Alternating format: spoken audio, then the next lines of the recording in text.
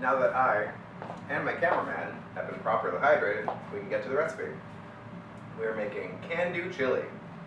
So, how it started is I have pre-diced up some onions and some bell peppers that are fresh from the yard, put them in the pan, sauteed them, and then added my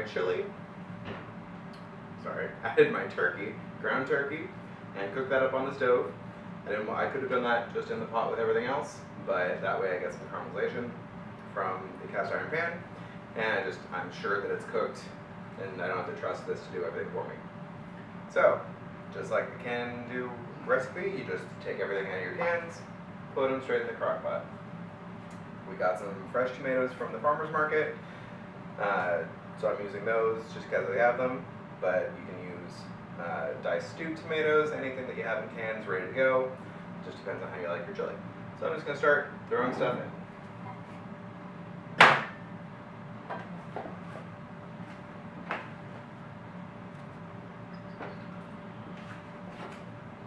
So it's very important that you season every layer of the food you're making. We've got a lot of ingredients, whether they're fresh or canned, so you need a lot of seasoning to go with it, or else you're going to have not very flavorful end product. I also have some diced up jalapenos that we quick roasted a couple days ago. Using those up now. And some lime just for some acid.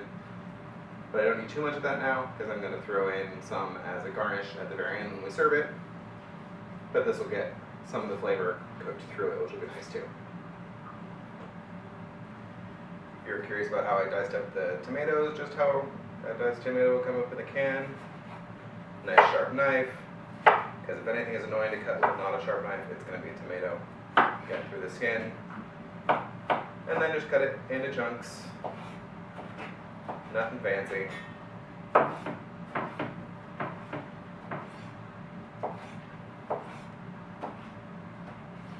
Since they're fresh, I'm keeping all the juice. If it had been canned tomatoes, I probably would have drained a little bit of the juice, because it's not going to be as flavorful as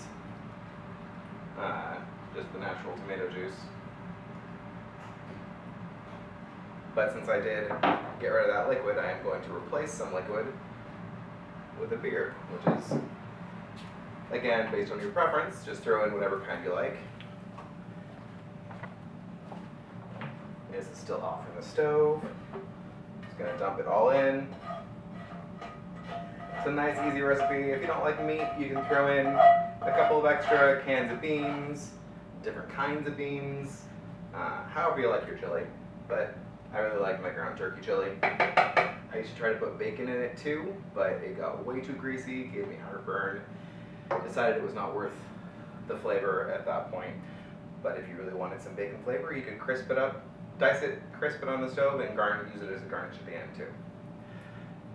I have my cans of beans that have also been drained, but not rinsed. That's not a necessary step.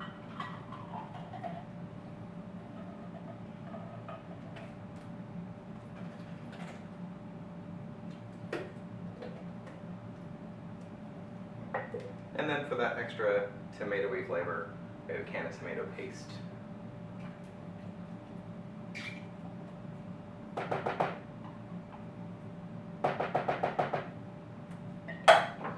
And since we did just add a bunch of unseasoned ingredients, I'm going to go through what I've used as my seasoning for the onions and the turkey. So I've got cumin, good amount of that in there.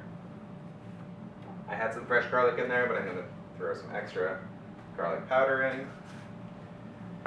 Got smoked paprika.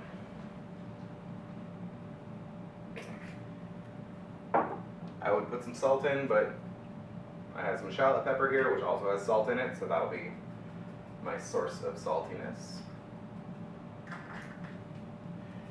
And for some heat, I used some chili flakes earlier, but since I did put in a couple of jalapenos, I'm going to not put any extra of this in. You can always add extra at the end, depending on who you're serving it to. They might not like it too spicy, but you can always add some at the end or garnish with hot salsa or whatever you like. If you don't have all these spices or you don't feel like doing it yourself, you can also just use your favorite taco seasoning. We have some that we bought and I haven't tried yet, but feel free to use whatever seasoning you like, because it is your food and you're making it for yourself, so you are the most important person. Just going to give this a little bit of a stir, but it should mostly mix itself together in the crock pot as it's cooking. I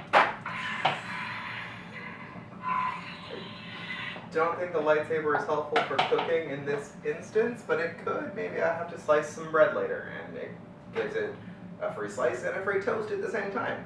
2 steps in one. You do need some liquid to get it going. If you don't have beer, you don't like beer, go ahead and throw in some chicken stock or vegetable stock if you're making a vegetarian. And whatever beer you like. Give that a little mix. And then we are just going to put this crock pot on and set it on low for about 4 hours. If you really need it sooner than that, you can put it on high for just a couple hours. But I like to do this in the morning, set it, let it go, and then it's ready for dinner in the evening or for whenever my guests come over. But yeah, just depends on your time. So we're just going to put this on and I will show you what it looks like when it's done. And Mark can turn off the camera and then edit this out. I don't need to be dancing in the shot. Don't tell him about his process. So apparently Mark has to filter some air conditioning sounds because the fan won't turn off. But whatever. With our crock pot, we have had our chili on for about 4 hours, then it's been on warm since, so we can finish our board game because we're awesome and nerdy and play board games. But then just give it a little stir, dish it up, and then you can garnish it with whatever you like to top your chili with. You can do some diced onions if you like. I'm going to do some cilantro, a squeeze of lime, and some shredded cheese.